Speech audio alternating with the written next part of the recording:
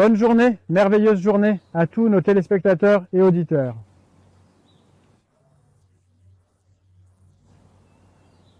Dans le monde entier, c'est votre programme populaire Young Kings Daily Show. Avec votre roi David Sappel venant à vous depuis la zone sud T2 du Nigeria.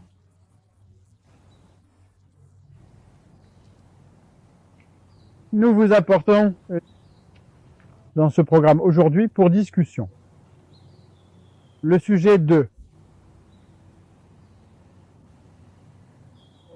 L'unité avec lui. C'est un sujet merveilleux que Sa Majesté a apporté à nous tous dans ce message pour nous permettre de voir le contenu complet de ce dont nous allons discuter. Diaconesse Ada, veuillez lire la rhapsodie pertinente dont nous parlons. Merci, monsieur. La rhapsodie est pour le mardi 17 décembre 2024 et notre homme de Dieu partage avec nous. Le sujet est l'unité avec lui. Et le texte de l'écriture est tiré de Colossiens 1.27. Il dit « À qui Dieu fera connaître quelles sont les richesses de la gloire de ce mystère parmi les gentils, qui est Christ en vous, l'espérance de la gloire. » Dès le premier paragraphe, il dit « Quand la Bible dit « Christ en vous », que signifie-t-il » Christ en vous signifie que Christ habite littéralement en vous. Vous êtes sa maison. Il vit en vous, marche en vous, parle à travers vous et à travers le Saint-Esprit. La Bible dit « Car nous sommes membres de son corps, de sa chair et de ses os ». Nous le voyons dans Éphésiens 5.30. Vous êtes ses pieds, vous êtes ses mains, vous êtes les membres du Christ. Ne savez-vous pas que vos corps sont les membres du Christ? C'est dans 1 Corinthiens 6.15. En tant que chrétien, vous êtes inséparables, un avec Christ. Vous êtes fusionnés en un avec lui. Souvenez-vous de ces paroles dans Jean 14.20. Je suis dans mon Père et vous en moi et moi en vous. Alléluia. Dans 2 Corinthiens 5, 3,5, Paul a écrit sur cette expérience de l'Évangile inspirée par le Saint-Esprit. Il dit, ce n'est pas que nous soyons suffisants par nous-mêmes pour penser quelque chose de nous-mêmes, mais notre suffisance vient de Dieu. Voici un homme écrivant sur sa vie et qui dit « Ma suffisance vient de Dieu ». Il en est de même pour vous. Dans sa lettre aux Philippiens, il dit « Je puis tout faire par Christ qui me fortifie ». C'est dans Philippiens 4.13. Comment pouvait-il avoir une telle mentalité? C'est parce qu'il a compris la signification de Christ en vous. Il savait qu'il n'était plus ordinaire. Il était devenu un avec Christ, ce qui signifie l'unité avec la divinité.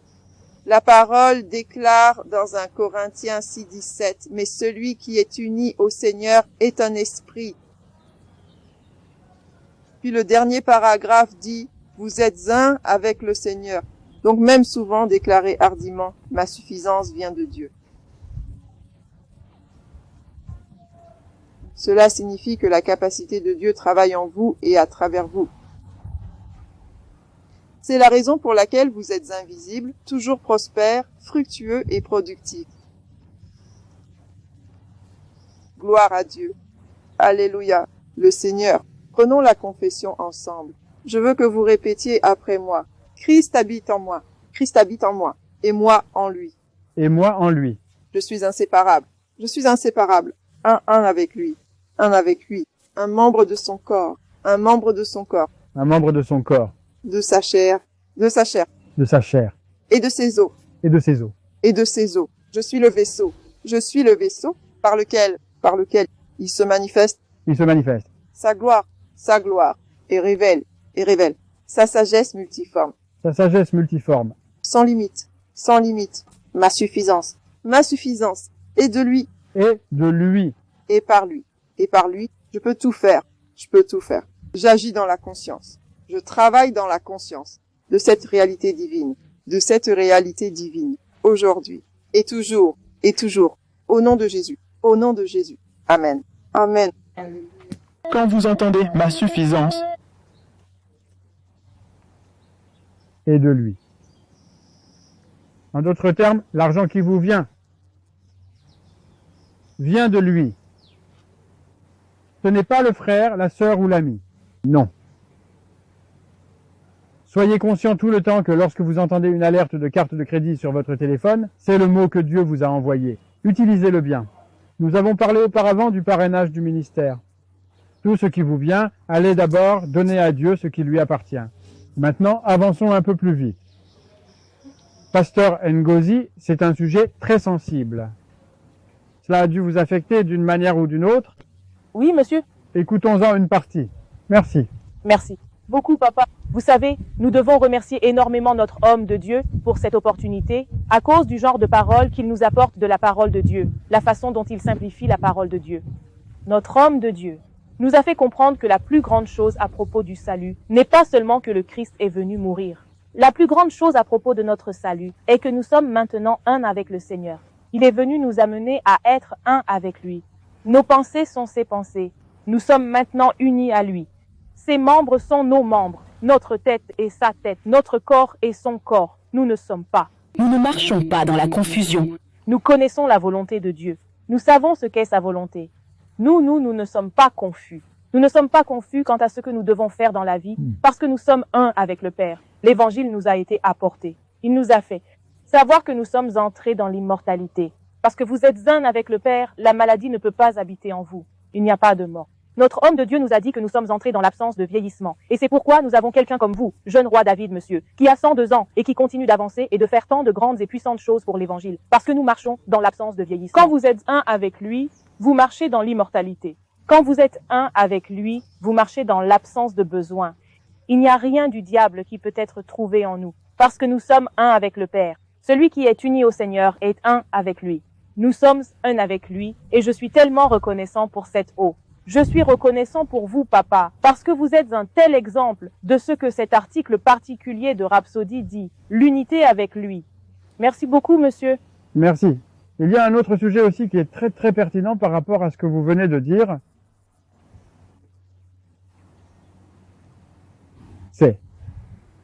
C'est l'arbre et je suis une branche. Les trois parties, la branche, la tige, la racine, un manguier, un oranger, c'est ce que.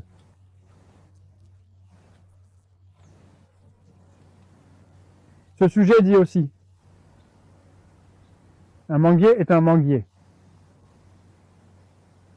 Cette unité, cela doit toujours résonner dans votre esprit. Mettez Dieu en premier.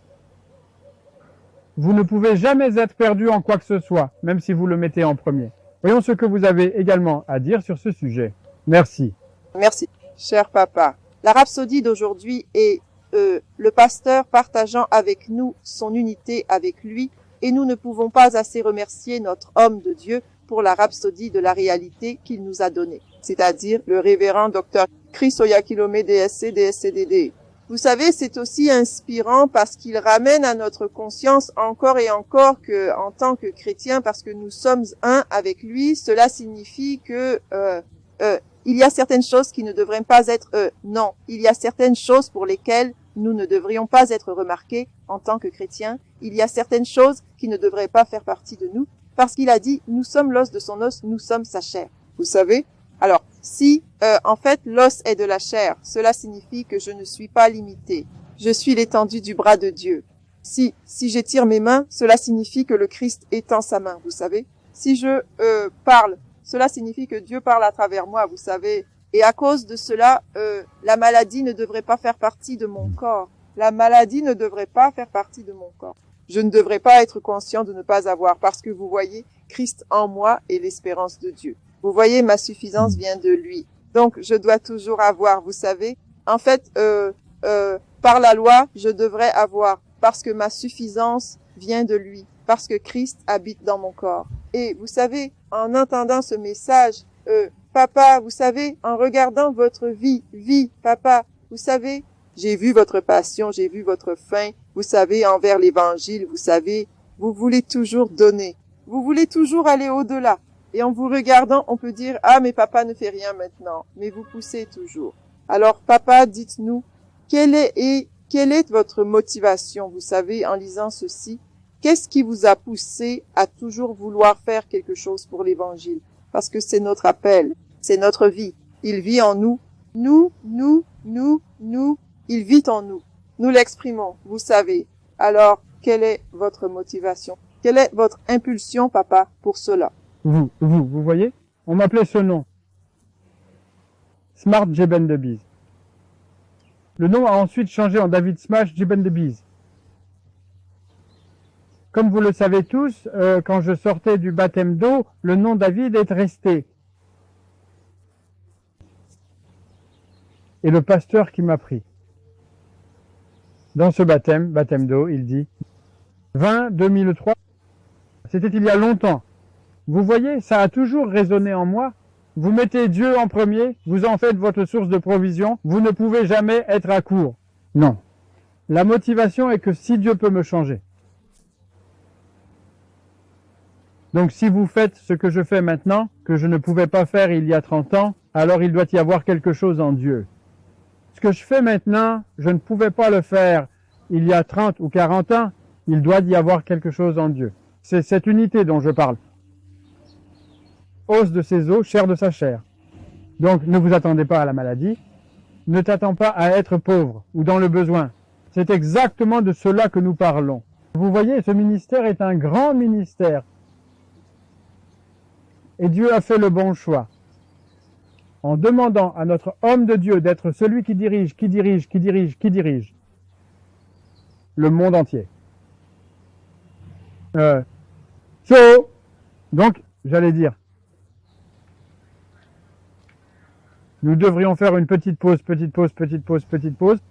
Lorsque nous reviendrons, nous continuerons là où nous nous arrêtons maintenant.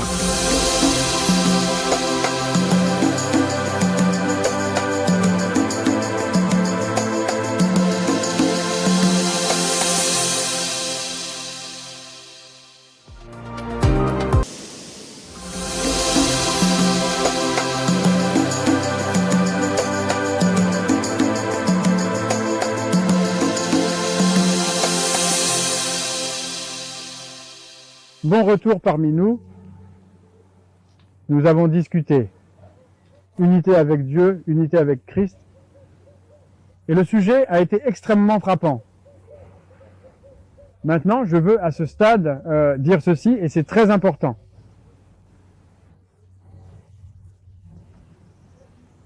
Toutes ces choses que nous discutons et disons, c'est parce que, y compris l'unité dont nous parlons, c'est pour cela. Nous avons le salut dans notre vie. Le salut qui signifie divin ceci et divin cela, santé divine, prospérité divine, divin. Je veux que l'un de vous guide mes téléspectateurs. À travers un. Allez-y. Merci beaucoup, papa. Vous avez entendu parler de nous aujourd'hui. Vous pouvez voir le jeune roi David et vous pouvez voir sa vie. Les témoignages qu'il a aujourd'hui ont commencé parce qu'il a donné son cœur à Christ. Et nous voulons vous appeler à le faire aujourd'hui. Si vous souhaitez faire de Jésus-Christ le Seigneur de votre vie, répétez simplement après moi.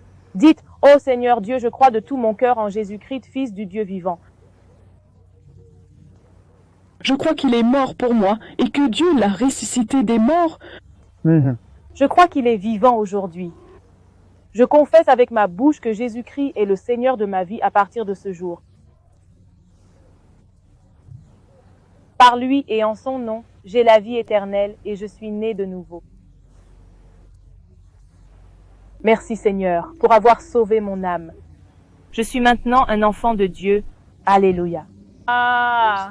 Nous aimerions prier pour vous maintenant au nom de Jésus.